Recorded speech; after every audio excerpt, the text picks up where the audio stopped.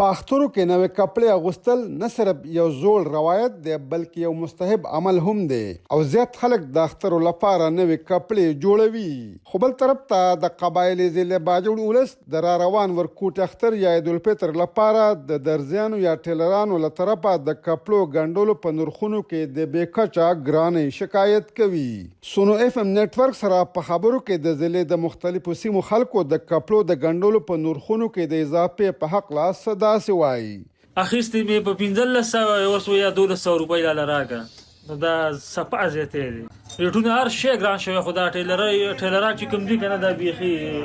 اور خورې ته هر ټایم د اختر ورځې دي یو په کال کې دا یو ورځ د اختر خلک خوشحالي مناوي خو نن سبا په کپړو طرف ته خبر راشي داسې ډېر غریب ولس شته دی چې د هغو وس نه کېږي ځکه چې نن سبا کم از کم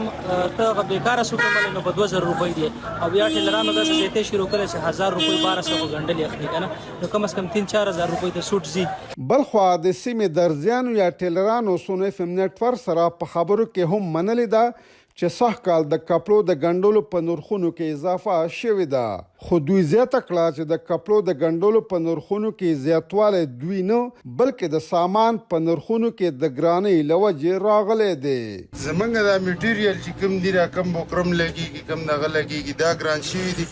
اوس په دې نن سبا ورځو کې کاریګر له 350 روپۍ موږ ورکوو 350-400 روپۍ دلته راته دا ګران شوي دي 0 روپۍ موږ وایلو بیا هم پکې موږ ته څه نه پاتې کېږي مزدوري. انوار الله خان، سونو اف ام نیټورک، باجوړ.